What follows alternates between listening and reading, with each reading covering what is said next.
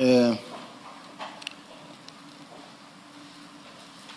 want to refer specifically where the National Commissioner say, okay, at the later stage, the president, no, it is, sorry, man, 117. Paragraph 117. On the 15th of January 2025, Lieutenant General Sibiya came to my office and found me with Major General Sebola. He briefed me on the prepared plan letter for the PKTT. He presented a plan letter directed to Lieutenant General Khumalo, which letter he requested that I sign. I did not sign the plan and told him I would prefer that it ultimately the PKTT was to be disbanded, which I was against. I did not want it to be abrupt, but rather be taken through the process of winding it down gradually. I told him to leave the matter with me, and I will continue with it myself and develop a report plan that the minister required. Lieutenant General Sibiya was well aware that, as the National Commissioner, only I had the authority to sign off the letter he wanted me to sign. Notwithstanding this, he proceeded to issue the same letter under his own name on the 17th of January 2025, without even changing the due date, which was stated as 16 January 2025. This letter was issued under Lieutenant General Sibiya's name after Lieutenant General Khumalo and I briefed the minister on 16 January 2025 on Lieutenant General Sibiya's involvement and association with the criminal syndicates. I deal with this briefing later. Now, in line with my discussion with Lieutenant General Sibiya, I also had a discussion with Lieutenant General Khumalo. I told him to prepare a preliminary report as contained in the Minister's Directive of 31st December 2024, and that we should aim for 20 January 2025 to submit a report. Since this was a direct instruction from me, it took precedence over Lieutenant General Sibiya's instruction of 17 January. The reason why I wanted to read this, it pains me to see where the National Commissioner compares himself to me. I'm his subordinate. I report to him. He's my boss. He cannot say he gave an instruction and I also gave an instruction, and then his instruction took precedence over his because he's the National Commissioner. Whatever that I wrote or whatever that I submitted, all of it comes from the Office of the National Commissioner. Even if, let's say, the National Commissioner was not in agreement with the letter that was written by General Rabi, it was for the National Commissioner to say to General Rabi, but I don't agree with this. Under normal circumstances, in situations like those, when we have to come up with a strategy on how to fight, whether it's cash in transit or what, and the National Commissioner is not happy with the document, he will call all of us and say, I'm not happy with this. Sit down, put a document that I want, and he will give guidance and will say, I'm going, I'll come back at 12 o'clock midnight, and you must tell me that you must give me the document that I want. So to say, the National Commissioner said, leave it to me, I'll take it over and I'll do it myself. Then later he then also come and say, I told General Khumalo to ignore him, and then because of the fact that he's a National Commissioner, his instruction took precedence over mine. There was no competition there. He's my boss also. Whatever that he says goes. So I just wanted to bring that point to say that there was no competition here. What I did is what the National Commissioner was directing. And even as I was writing other letters, it's because the National Commissioner never said to me, stop, I'll take it up myself, I'll do it myself. He never said that to me. So I thought we were running smoothly with the National Commissioner. We kept on attending many other meetings with the National Commissioner, hoping that we were together with the National Commissioner. In the meantime, the National Commissioner was running with the hares and hunting with the hounds, where you please you cannot play for two teams at the same time. You run with us here, you are with us, you cooperate with us, you support us here, and then on the other hand, that side, you go that side and you prevent the same plan that you implement in this side. Because why I'm saying that, if the National Commissioner said, leave it to me, I'll do it myself. It has never happened in the record of my involvement with the National Commissioner, because the bottom line, I'm senior to General Khumalo. He will say, no. Normally we'll even sit together and do it and fix it. Or he will call General Khumalo and others and say, let's work together, and then we'll sit in a boardroom, flash it there, and then start working on it. So there's this thing that the National Commissioner said, stop it, I'll do it myself. But then the next morning, I still get correspondence from the National Commissioner that says, sign it, proceed. Then I sign it and proceed. Now, that to me, and really with circumspect, because I'm saying there's no way that I could, I've never in my life, having worked with the National Commission, defied him or argued with him or differed with him in any way. Whatever that he said as the National Commission, I know his powers. I know that even if I'm the deputy, if tomorrow says, you are my deputy and I don't like the way I work with you because you don't listen, it doesn't need the minister or anybody to change me. He can just do it. I suffer the BS of the National Commissioner. So the National Commissioner would not have done that. Thank you very much. On that point, I'll proceed to the next slide. That's paragraph. I think you're paragraph 93. 92. This amounts to a clear admission that he was fully aware of the letter I issued on 17 January 2025. His assertion that his instruction to General Khumalo took precedence over mine necessarily presupposes knowledge of my instruction.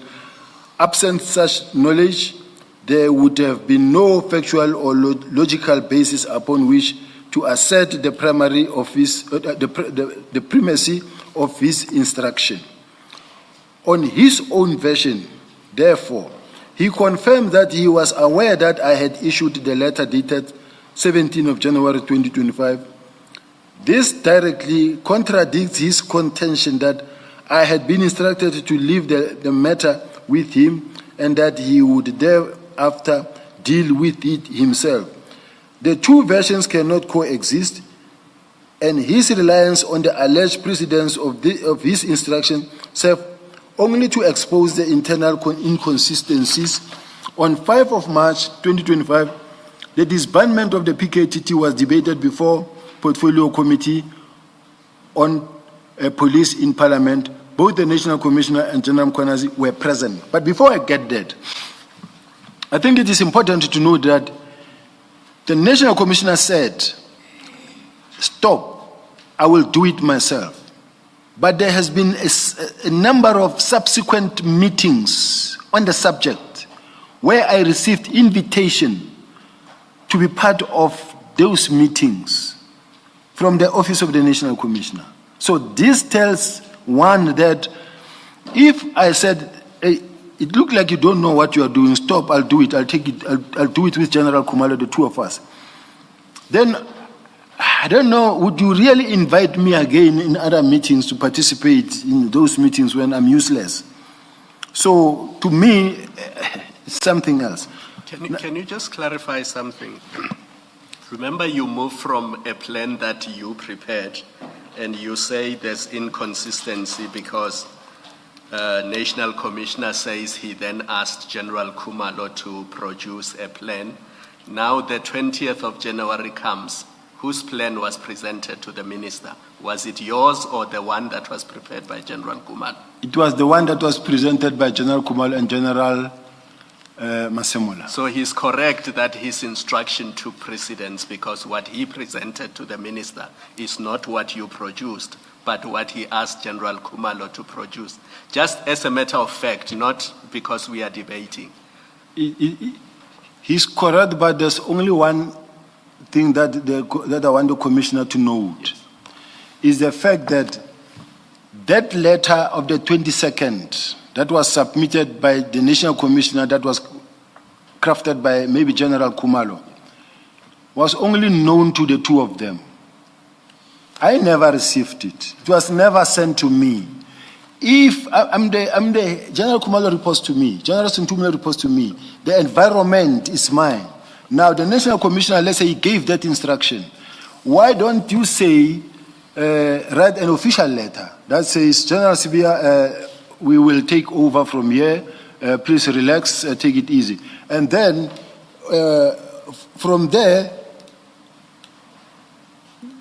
whatever that happens, let me not get involved. Now, the National Commissioner submit a document to the minister. I didn't know. And that document, even the minister didn't know. I don't have it. One could ask a question and say, all right, is there any particular reason why it was only from General Khumalo to the minister and not me knowing or copied at least so for me to know? Because I continued participating, writing letters. National Commissioner is aware that I'm writing letters. And then in the meantime, he told them this side that no, ignore him. I don't know that. I only heard as and when we were challenging in court and said, no, I told him to ignore him. But in the meantime, I was running with full speed. This side thinking that we are implementing, we are still together. In the meantime, my subordinates, this side were told, no, ignore him. Thank you.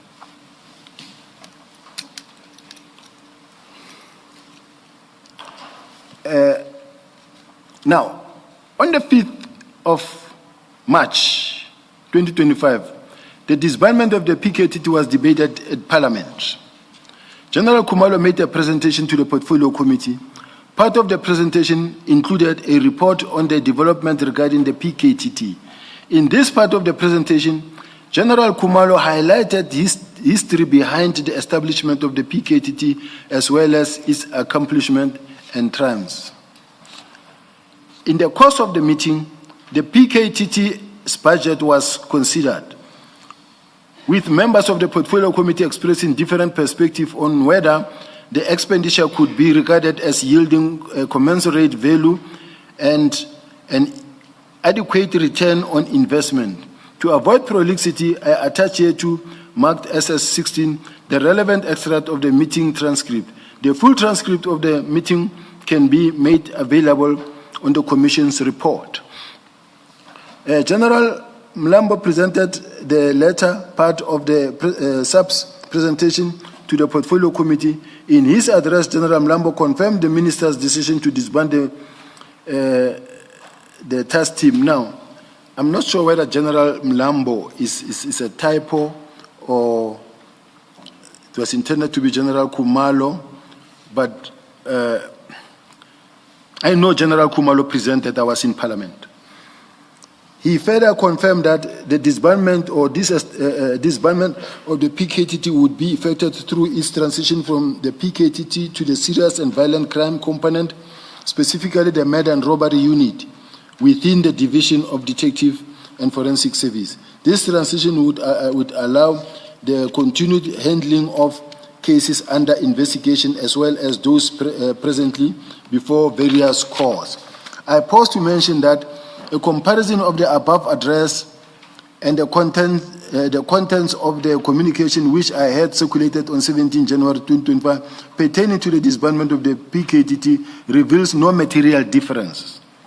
General, are you asking us at paragraph 97 to make a correction? Because the statement has to reflect what you say. Where you say General Mlambo might be a typo for General Khumalo. I want to put, I'll feel comfortable to say General Khumalo because I don't know General Mlambo. Okay, thank you.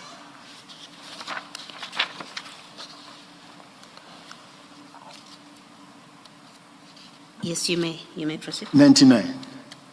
It is noteworthy to add further that neither the National Commissioner nor General Mkhwanazi raised any objection to the disbandment of the PKTT at the portfolio meeting, nor the proposed method of disbandment. Against this backdrop, it is concerning that the National Commissioner now seeks to distance himself from the developments relating to the disbandment of the PKTT and withdrawal of the case dockets. On 5 June 2025, the National Commissioner Okay, before I proceed to this, I want to talk to the presentation that was made in Parliament. General Kumalo presented about the fact that the minister has given a direction as to the disbandment of the PKTT, and he says there has been various meetings held in this regard, and that the PKTT has achieved the purpose for which they were established. 9 districts out of 10 have stabilized. Only one, eThekwini district, is the one that is still giving a headache. But all other 9, and he presented a map that shows green all the way, only one was red. And he said the PKTT can be used as a benchmark. And the docket will be taken now to the murder and robbery unit for further investigation. Now, this is something that we all were working on and agreed on, that no, now they must go to murder and robbery unit because this is where they belong. This is the mandate of the murder and robbery unit. So now, the docket, he said, will be taken there, and he did mention that in a phased-in approach.